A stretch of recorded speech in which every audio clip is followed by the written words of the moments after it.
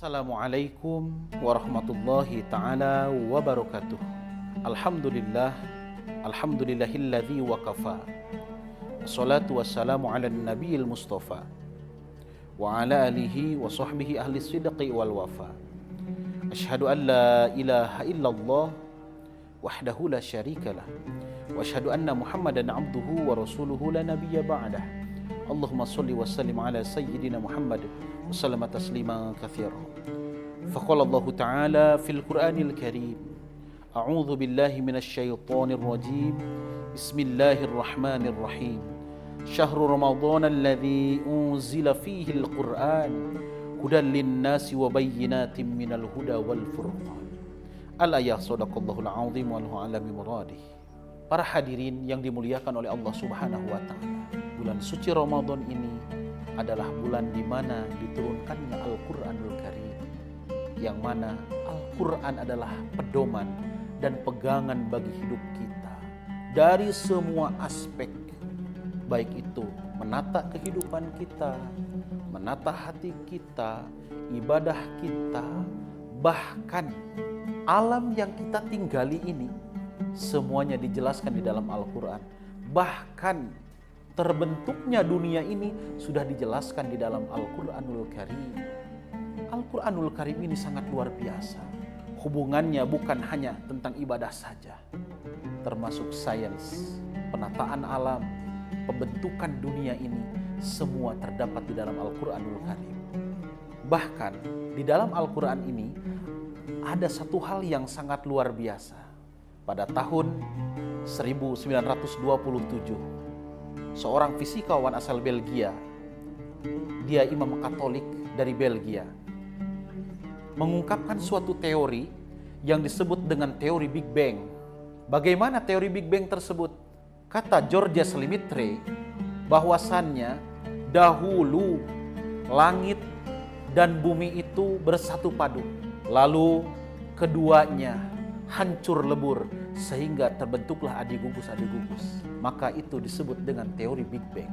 Jadi menyatakan dahulu langit bumi bersatu, suatu ketika ada ledakan besar sehingga terbentuk adigugus. Di situ ada berbagai galaksi dan di situ ada galaksi Bima Sakti dan di situ ada planet yang bernama planet bumi.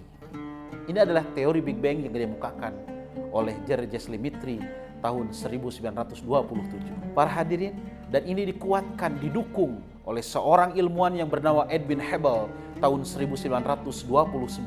Dan ini bukan orang Islam dua-duanya. Tapi ketahuilah, sesungguhnya teori Big Bang ini adalah teorinya Nabi Muhammad SAW dalam Al-Quran surah Al-Anbiya ayat 30. Yang berbunyi, a'udzu billahi minasyaitonir rajim, bismillahirrahmanirrahim. Ingat kata Allah dalam Al-Quran, awalam yarul ladzina kafaru annas samawati wal ardi kanata ratqa. Kata Allah, apakah kalian tidak mengetahui wahai orang-orang kafir, annas samawati wal ardi kanata ratqa, sesungguhnya dahulu langit dan bumi itu bersatu padu. Fafataknahuma, lalu keduanya hancur lebur sehingga terbentuklah adigugus-adigugus. Dan Allah melanjutkan, wa ja'alna minal ma'i kulla syai'in hayyin, dan Allah menjadikan air sebagai sumber kehidupan.